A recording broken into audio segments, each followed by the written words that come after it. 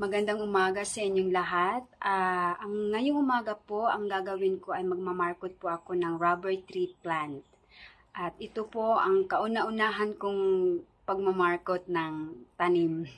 So, ipapakita ko po sa inyo kung paano ko ito gagawin. Actually po, ito pong gagawin ko ay nakukuha ko rin sa kapapanood ko ng YouTube videos at gagayahin ko rin yung mga tinuturo nila at naway ito'y magiging successful po.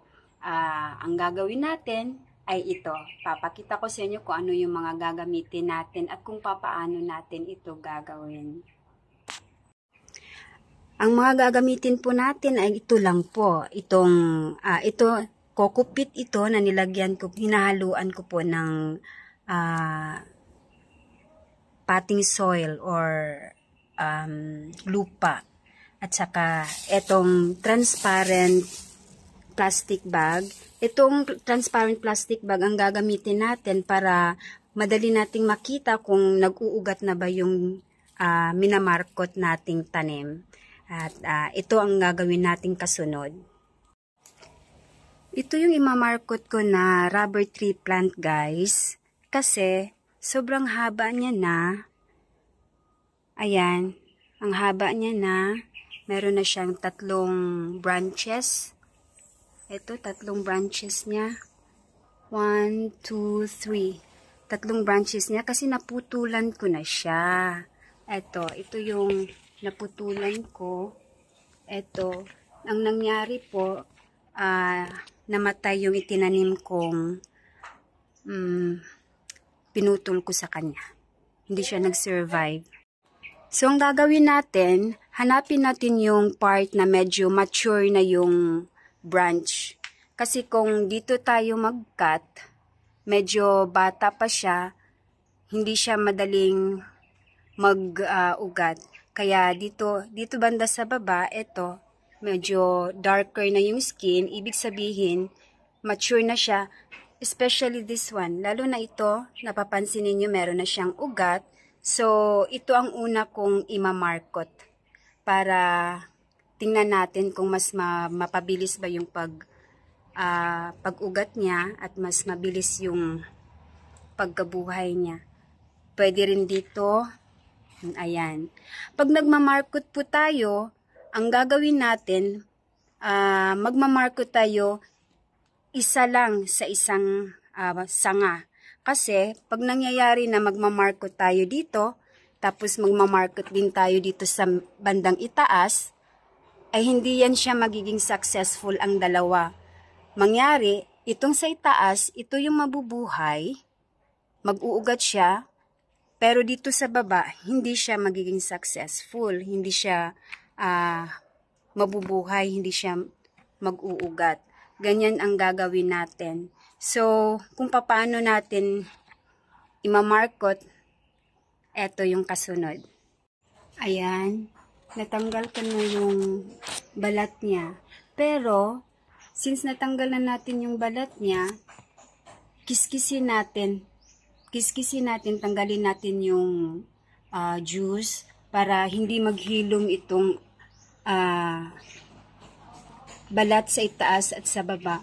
Kasi, pag naghilom yan siya, ang dalawa, hindi yan siya mag-uugat, hindi yan siya mabubuhay. Kaya, kiskisan natin, ha. Kiskisan natin, tanggalin natin yung puti.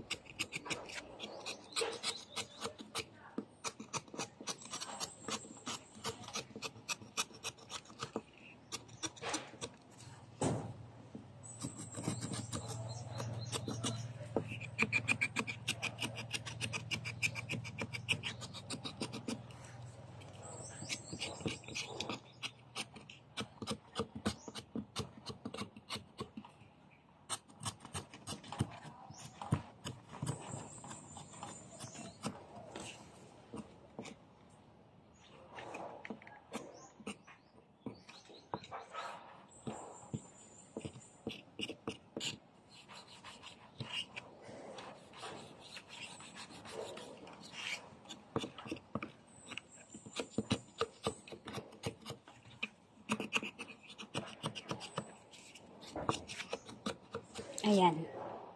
Ayan.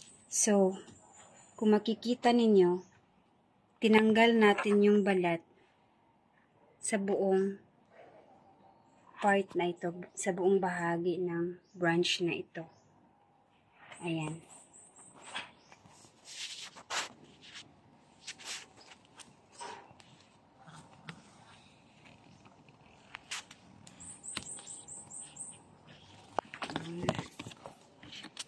Okay.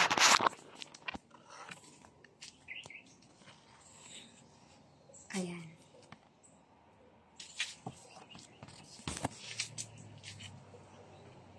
Okay. So, pwede na natin siyang So, yan guys, pwede na natin siyang lagyan ng yung coco peat na may lupa. At siya nga pala guys, yung gagamitin natin coco peat na may lupa, gamitan natin ng medyo basa. Huwag lang yung sobrang basa kasi magpuputik siya. Yung medyo basa lang siya para kakapit siya paglalagyan natin. Ayan. At siya kapag medyo basa siya, hindi na diligan araw-araw yung minamarkot natin. Ayun lang. So, gawin ko muna yung paglagay ng coco peat at ipapakita ko mamaya kung paano kung ano yung resulta.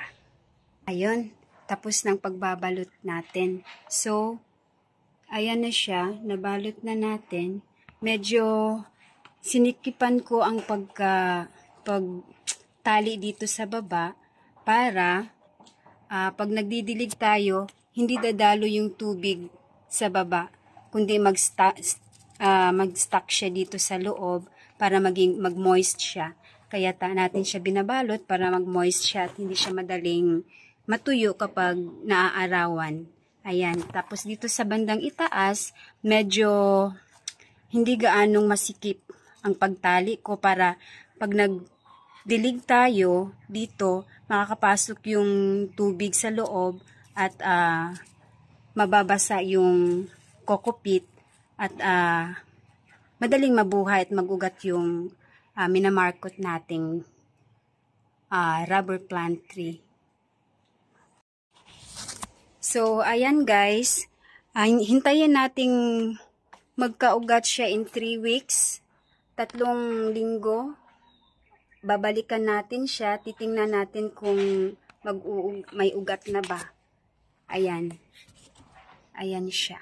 So, after 3 weeks, balikan natin yung minamarkot nating rubber tree plant at sana naman magiging maganda ang resulta nito guys. So, thank you for watching and have a good day ahead of us. Bye!